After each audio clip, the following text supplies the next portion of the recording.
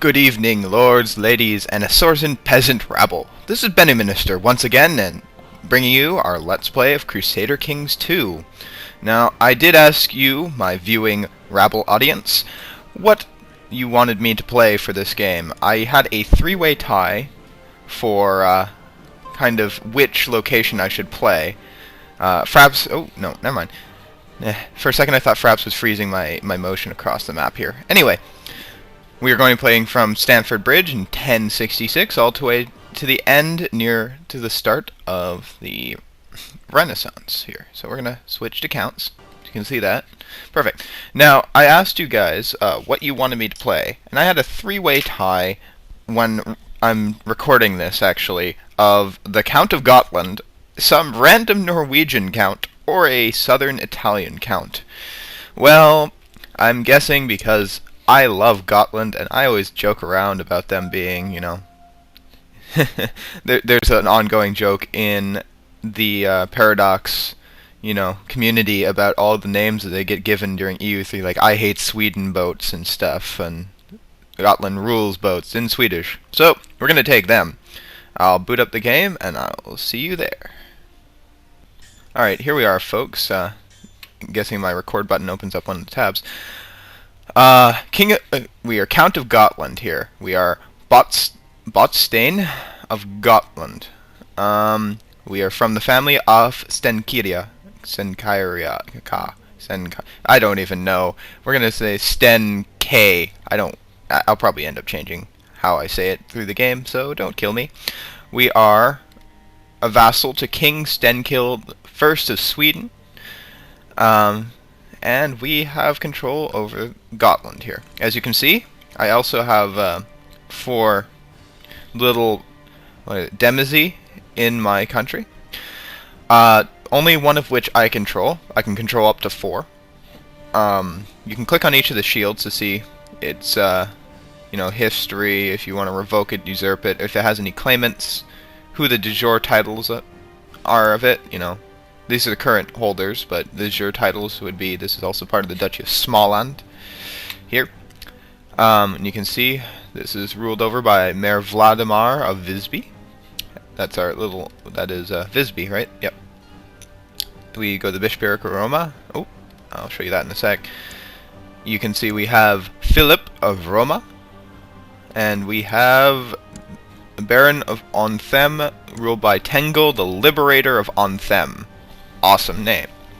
And he's Norse, so he's pagan, which is interesting. So we got a pagan ruler with my Catholic one there. So if you guys, I'll show you a couple things on this screen. First, you can hit diplomacy. You'll go directly to this character's diplomacy. You can also click on each of them, and this is where you will be building things. You know, for like militia training grounds gives him plus the infantry. And plus 10 archers, and the cost and what requirements you have, how long the build time is, and how much soldiers are in this section. You can see he also has a levy here.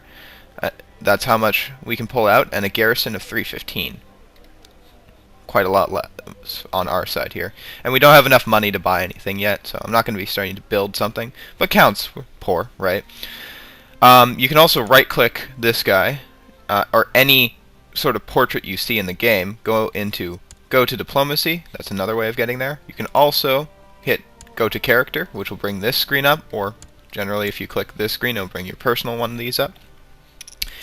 Another little trick that I was fiddling around with, if you right click go diplomacy, it shows you every diplomatic thing you can do with him, and you can do it right from here. Like if I click educate child, it'll go right to that setting.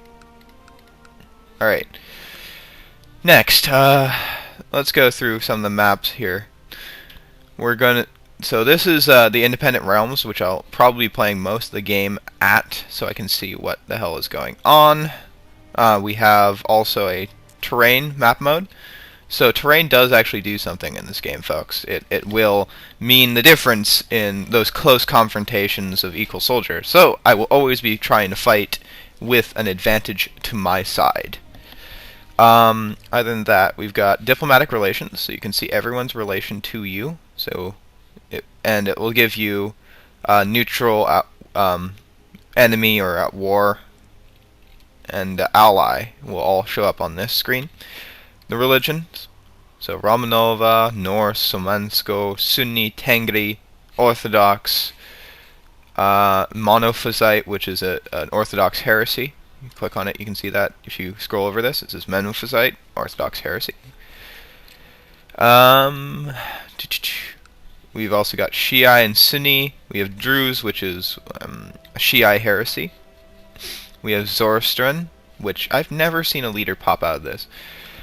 They don't have Judaism in this game, but they're going to, maybe we'll add it, as a character mod sometime during this playthrough, but we'll see.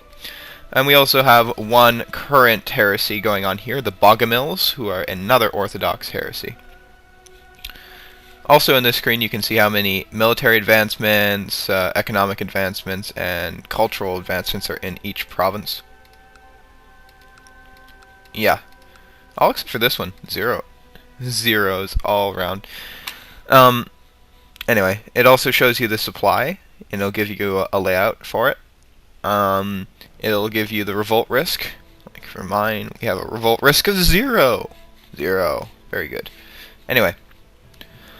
Apart from that, we'll go through the tabs. Council tab. Just like the last game, your counselors add to your skills here to make the final overarching skill. And those will, benefit you in different ways. Now, it's different in this game is that your wife also contributes to these skills. So whoever you marry. We've got the laws screen. These are the laws of Gotland. You can see that we have normal feudal levies. I'm going to raise my feudal tax up to small, so I get some more tax coming out of my royals. That's only going to affect that one barony.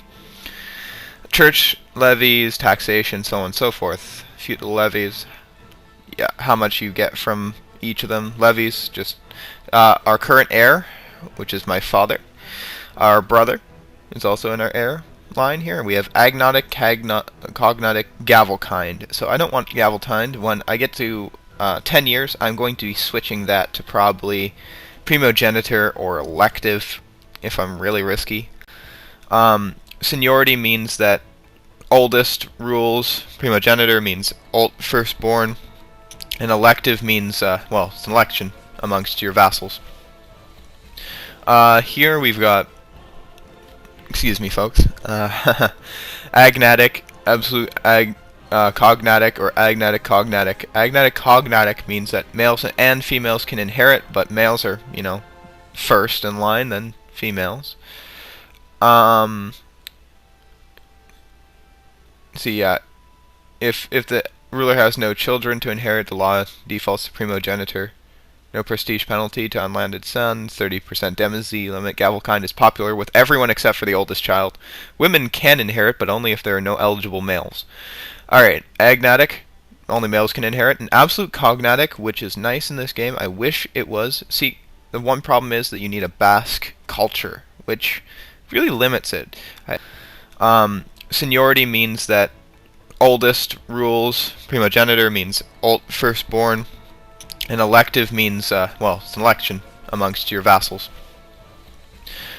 Here we've got, excuse me folks, agnatic, absolute cognatic, or agnatic cognatic. Agnatic cognatic means that males and females can inherit, but males are, first in line, then females. If the ruler has no children to inherit, the law defaults to primogeniture. No prestige penalty to unlanded sons. 30% demazy limit. Gavelkind is popular with everyone except for the oldest child. Women can inherit, but only if there are no eligible males. Alright, agnatic. Only males can inherit. And absolute cognatic, which is nice in this game. I wish it was. See, the one problem is that you need a Basque culture, which really limits it. I want them to see this open up, maybe by an event, that would get rid of that Basque holding, Technology. Now, technology works like the last game. It's got a progress bar now, and it will you can hover over each of the stars to see what they do. These are the bonuses we're currently getting to each of them, just from things. And it'll give you an average number of years till next increase, so that can be good. If you want to know, see it's switching. It'll switch depending on what you have it scrolled over. And what we're going to research here is legalism, which is going to allow us 1+ to holdings, and also limit our short reign. So short reign is a little how much they like you kind of thing. If you're an early ruler, they won't like you as much as if when later on they'll kind of accept you as their ruler because they're so used to being around you. And we're also going to get church infrastructure. It's going to allow us to build, large church militia grounds, large church barracks. Very good. And we're going to stick with bows for now because it's really close, you can see there. You can also use these map settings to see what is closest to you.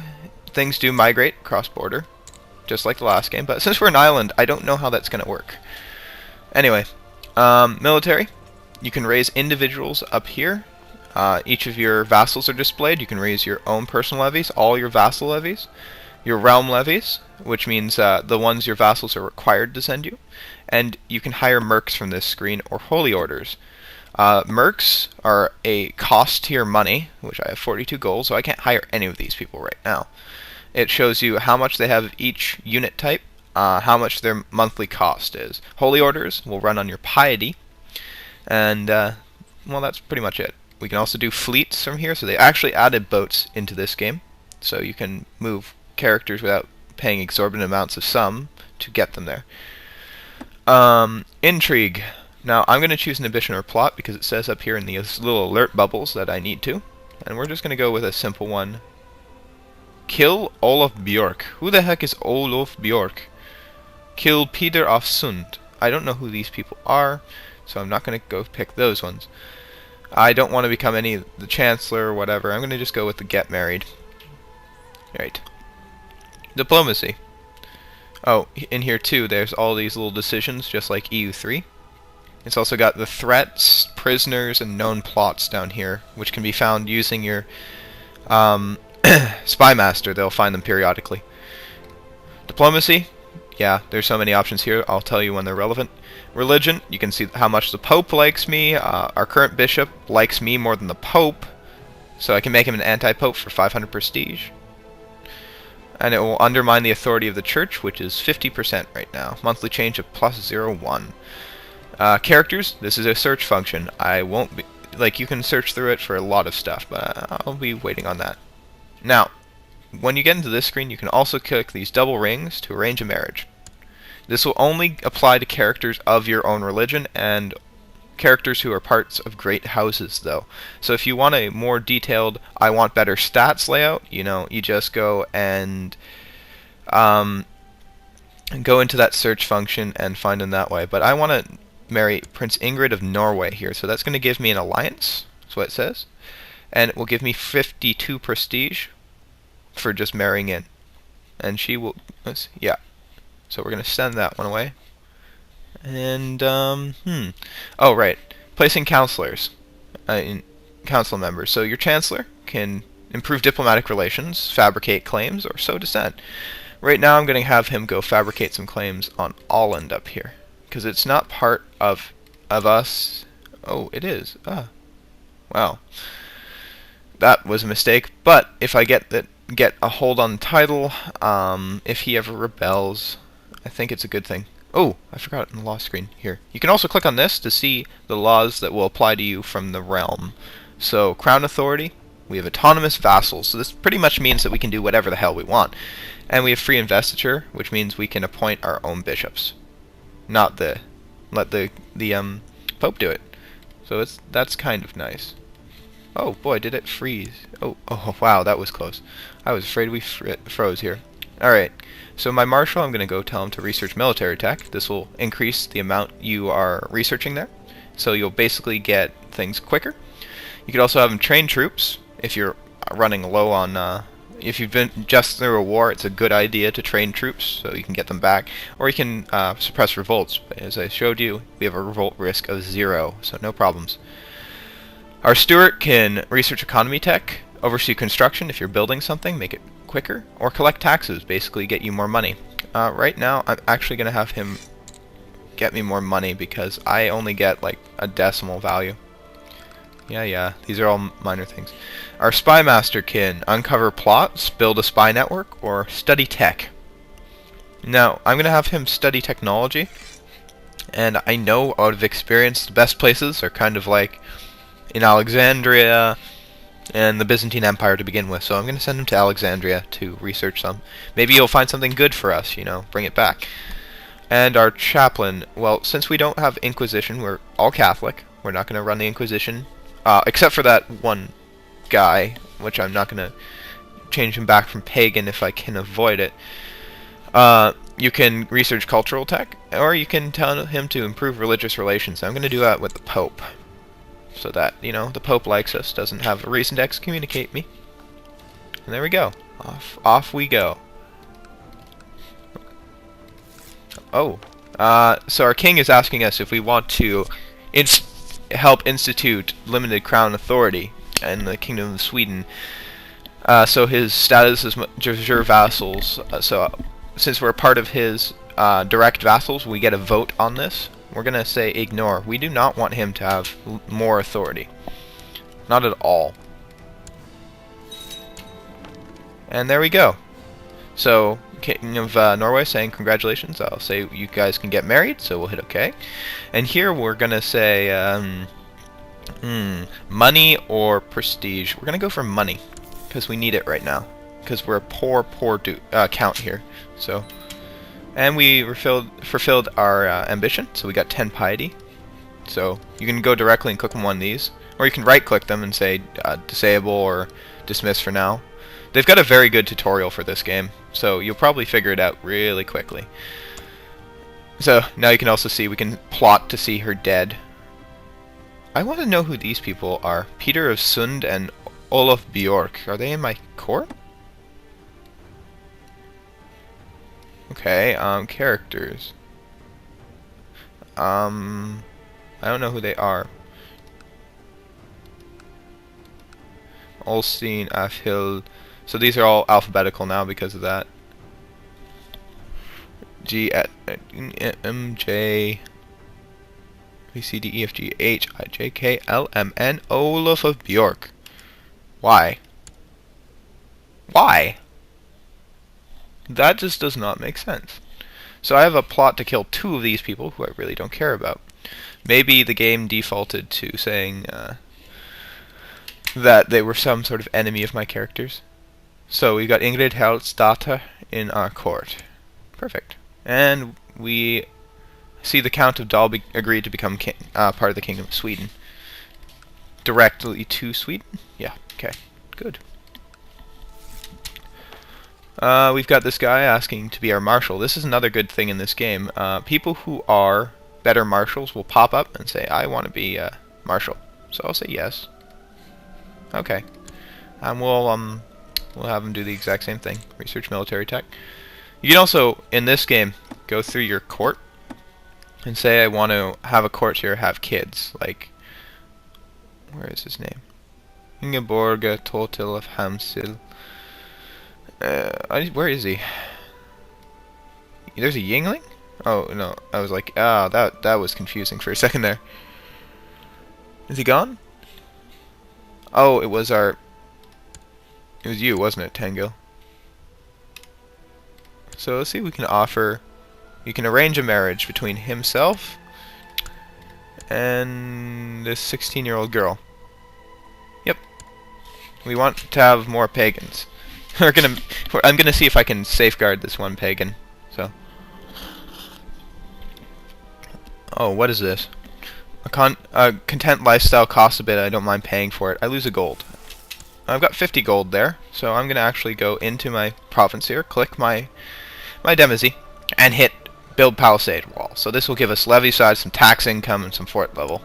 Fort level's defensiveness means that it takes longer to siege you, so on and so forth. My liege, blessings upon your house. I accept the suggestion that Ingeborg and Lord Tengel get married. Good. You have kids now. Kisses. Kisses. Any big war happening yet?